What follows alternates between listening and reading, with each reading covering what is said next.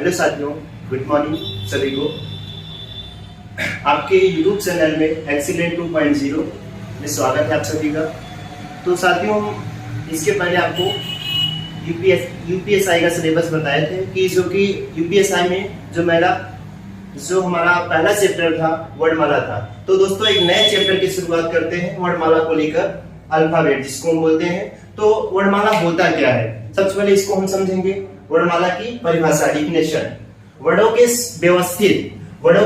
व्यवस्थित समूह को वर्णमाला कहते हैं। मेरे प्यारे दोस्तों, जो वर्णों का व्यवस्थित समूह होता है उन्हें हम वर्णमाला कहते हैं। और जो वर्णमाला होता है, ये इसमें क्या आता है क्या नहीं आता है इसको समझेंगे। वर्णमाला में हमारा अक्षर और वर्ण आते हैं, ये दो हमारे समूह होते हैं, इन्हीं को हम क्या कहते हैं, वर्णमाला कहते हैं। तो दोस्तों, मेरे प्यारे दोस्तों, अब ये समझेंगे कि इसमें अक्षर क्या होता है।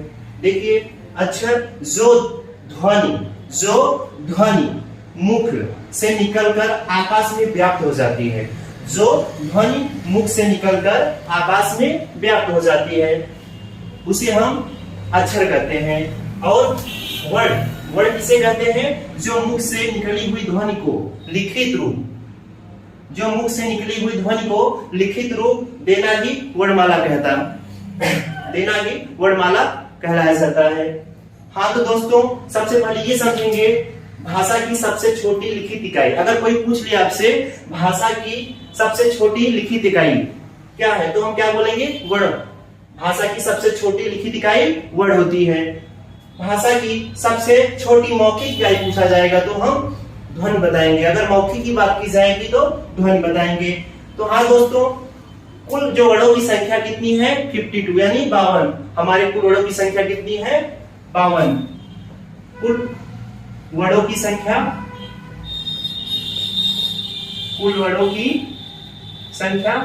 52 है। इसमें हमारा आ जाता है स्वर। कितने हैं हमारे पूरे स्वर है 11 और हमारे 33 व्यंजन है। व्यंजन कितने हैं, 33। और हमारे इसमें 2 अयोगवा कितने हैं, अयोगवा 2 हैं। और उसमें संयुक्त व्यंजन की बात करते हैं। संयुक्त व्यंजन कितने हैं, संयुक्त व्यंजन हमारे 4 है। और उक्षिप्त व्यंजन उक्षिप्त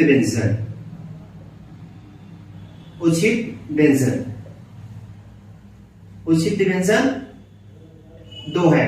हाँ, तो दोस्तों, कुल वर्णों की संख्या अगर पूछी जाएगी तो हमारे कुल वर्णों की संख्या कितनी है, 52 है। कितनी है, 52 है। और स्वर पूछा जाएगा तो दोस्तों तो हम बताएंगे कितना, 11। व्यंजन हमारे 33 है। और अयोगवा में क्या क्या आएगा वो सब सारी बातें बताएंगे। अयोगवा हमारा 2 हो जाएगा। संयुक्त व्यंजन की बात की जाएगी तो संयुक्त व्यंजन हमारे 4 हो जाएंगे साथियों। और उक्षिप्त व्यंजन होंगे 2 हो जाएंगे। तो हाँ मेरे प्यारे साथियों, तो ये आपका वर्णमाला से रिलेटेड टॉपिक था।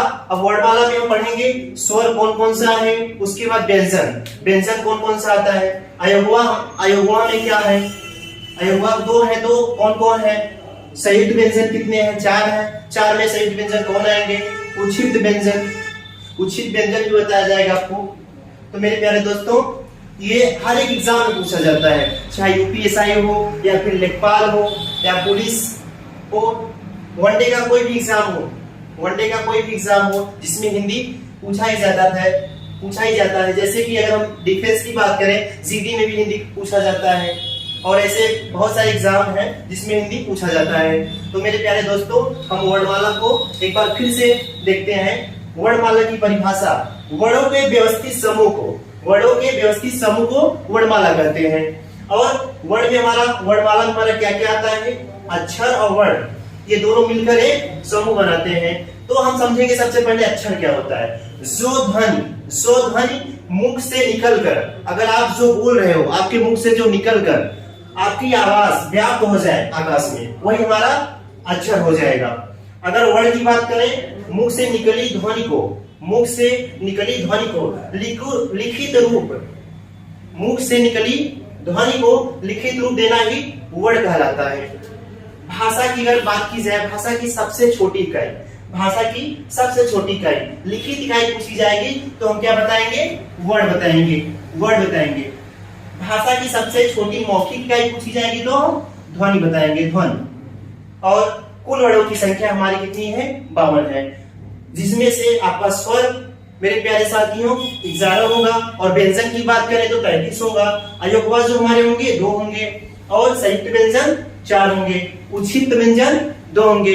मेरे प्यारे साथियों थैंक यू सो मच बने रहने के लिए। और हम चलते हैं नेक्स्ट डे, आपका स्वर से बताएंगे, और व्यंजन, अयोगवाच, संयुक्त व्यंजन, उच्छिष्ट व्यंजन। मेरे प्यारे साथियों थैंक यू सो मच मेरे साथ बनने के लिए। और ये सारा वर्णमाला का जो चैप्टर है व्यवस्थित आपको बताया जाएगा और समझ भी अच्छा आएगा। Thank you so much.